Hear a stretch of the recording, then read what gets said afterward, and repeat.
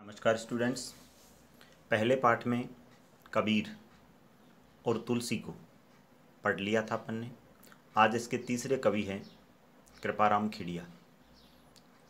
इन्होंने सोरठे लिखे हैं। जिस प्रकार दोहा एक छंद होता है उसी प्रकार सोरठा भी एक छंद होता है। कवि कृपाराम खेड़िया का जन्म सन 1743 ईस्वी और मृत्यु सन 1833 ईस्वी में हुई। कृपाराम खेड़िया राजस्थानी भाषा के कवि माने जाते हैं और इनका संबंध तत्कालीन मारवाड़ राज्य, उस समय का जो मारवाड़ राज्य था, उस मारवाड़ राज्य में खराड़ी गांव में जगराम जी खेड़िया के यहाँ इनका जन्म हुआ था। इनके पिताजी का नाम जगराम जी खेड़िया था।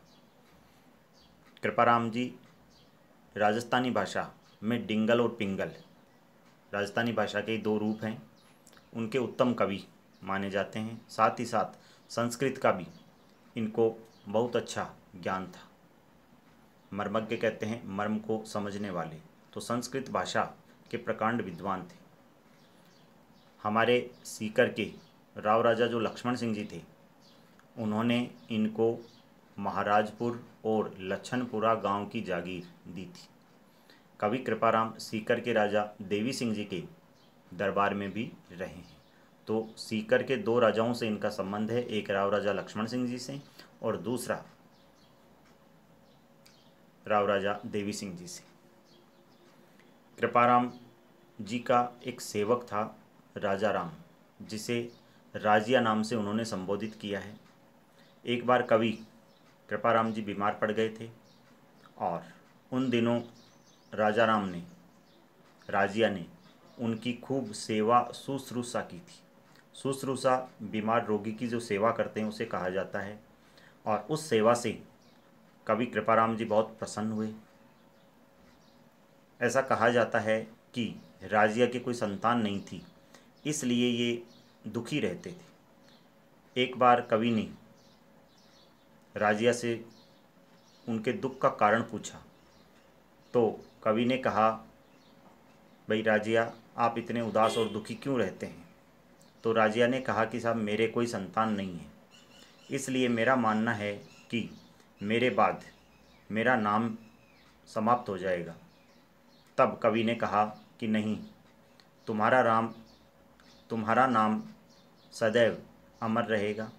और इसीलिए कृपाराम जी ने जितने भी सोरठे दोहे लिखे वो सब राजिया राजा राम को संबोधित करते हुए लिखा है। कहीं भी कृपाराम जी का नाम नहीं है उनमें, सारे के सारे सोरठे राजा राम या राजिया को संबोधित करते हुए लिखे। कृपाराम जी ने नीति संबंधी सोरठों की रचना की।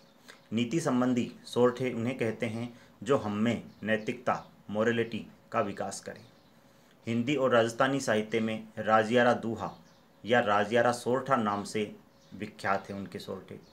इन सोरठों में सेवक राजिया को कवि कृपाराम से भी अधिक लोकप्रिय बना दिया। ये जो पाठ अपन पढ़ने जा रहे हैं उसमें नीति और आदर्श लोक मर्यादा की सीख दी गई है। यहाँ पर कोयल और कव्वे के माध्यम से मीठी वाणी का महत्व बताया गया है। शक्कर और कस्तूरी के माध्यम से सुंदरता की तुलना में गुणों को श्रेष्ठ बताया गया है। साथ ही ये बताया गया है कि दूसरों से कलह, लड़ाई झगड़ा या विवाद से लोग आनंदित होते हैं, जो नहीं होने चाहिए। हमारा व्यवहार मतलब पर आधारित होता है। ये भी यहाँ पर सीख दी है कि हमारा व्यवहार मतलब पर आधारित नहीं होना चाहिए। मुख पर यानी सामने तो मीठी बातें करना और मन में खोट, बुरे विचार रखने वाले लोगों से आत्मीयता या मित्रता सही नहीं है। मित्रता के निर्वाह हेतु समर्पण और सरलता सबसे आवश्यक माना है कवि ने।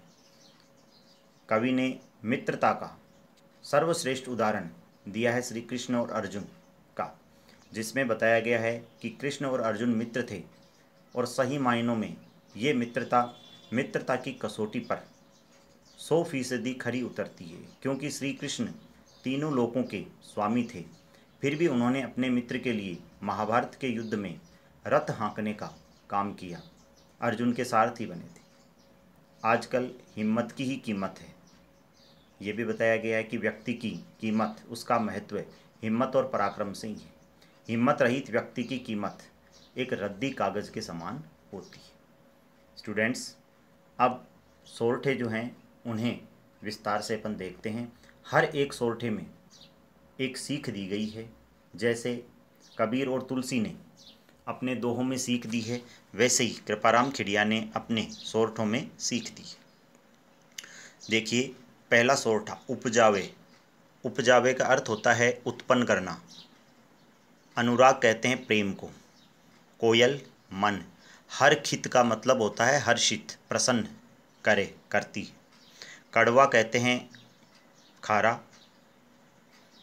लागे यानी लगना।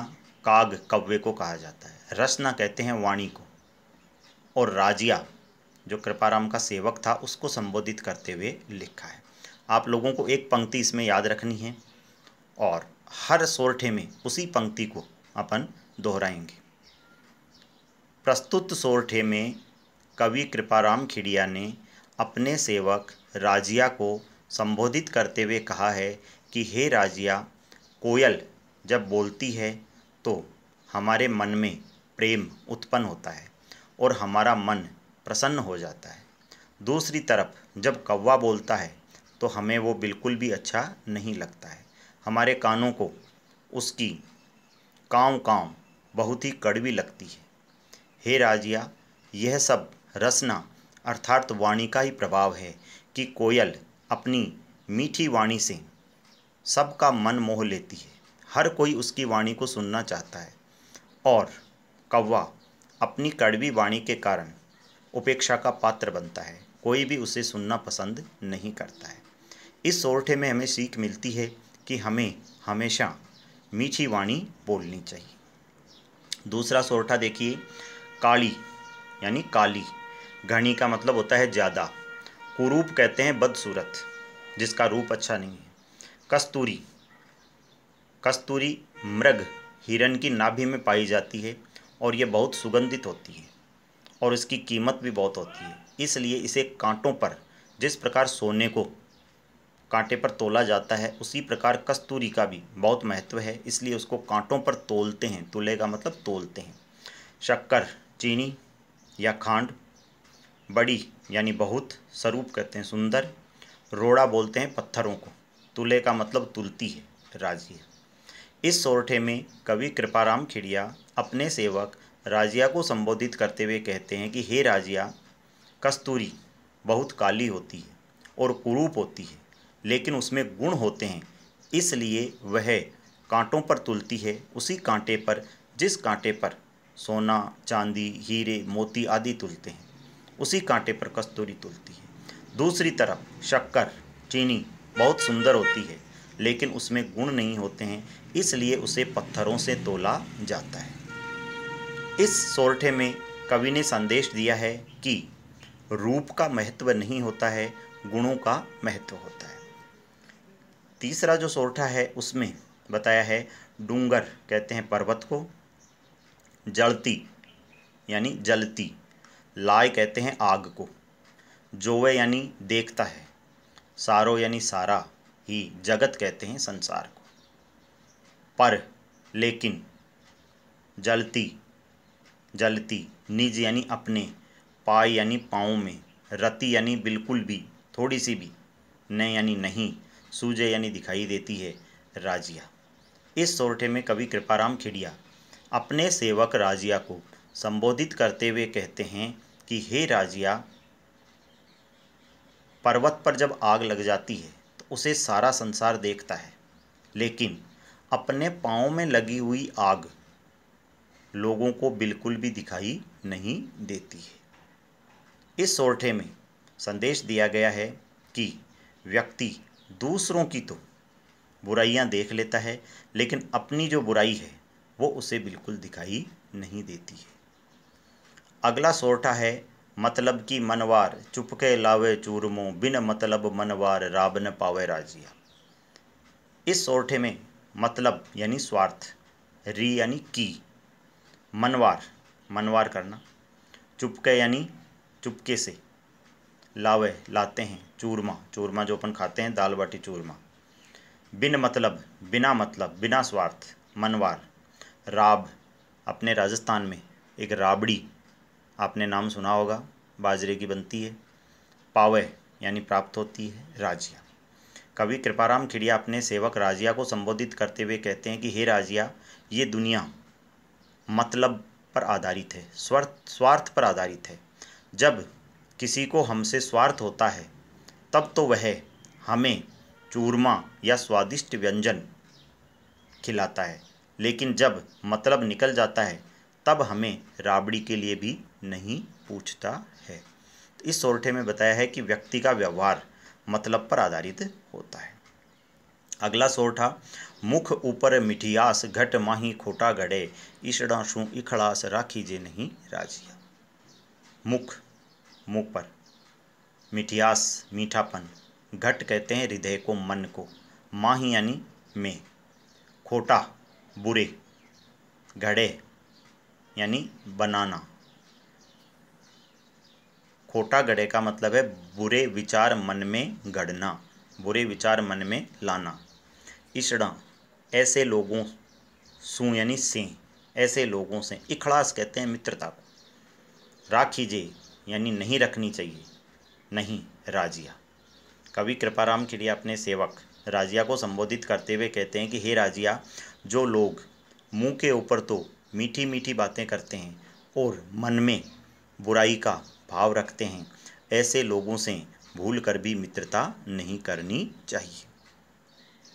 अगला सोरठा है जिसमें बताया गया है साँचो यानी सच्चा, मित्र सचेत यानी सचेष्ट सावचेत, कयो यानी कैसा, काम न कर किसो, कैसा भी काम है जो वो न कर सकता हो। हरि कहते हैं कृष्ण को। अर्जन यानी अर्जुन। हेत कहते हैं मित्रता, प्रेम। रत कर हाँक्यो राजिया, हाँकना यानी रथ को चलाना। साँचो मित्र सचेत, कयो काम ने कर किसो, हरि अर्जन रे हेत रत कर हाँक्यो राजिया। कवि कृपाराम खिड़िया अपने सेवक राजिया को संबोधित करते हुए कहते हैं कि हे राजिया, सच्चा मित्र हमारे लिए क्या नहीं कर सकता है, कौन सा काम नहीं कर सकता है, अर्थात यदि मित्र सच्चा है तो हमारे लिए वो कैसा भी काम कर सकता है। सच्ची मित्रता का उदाहरण देते हुए कवि ने कहा है कि कृष्ण और अर्जुन की जो मित्रता थी वह एक सच्ची मित्रता थी। कृष्ण तीनों लोकों के स्वामी होने के बावजूद भी महाभारत के युद्ध में अर्जुन के सारथी बने थे। इस सोरठे में बताया गया है सच्ची मित्रता के क्या लक्षण होते हैं। अगला सोरठा देखिए, हिम्मत कीमत होई बिन हिम्मत कीमत नहीं, करे न आदर कोई रद्द कागज ज्यों राजिया। हिम्मत पराक्रम बल, कीमत हो यानी होती है, बिन यानी बिना, हिम्मत की कीमत नहीं है। यानी हिम्मत बल पराक्रम से ही व्यक्ति की कीमत है, बिना हिम्मत के व्यक्ति की समाज में कोई कीमत नहीं है।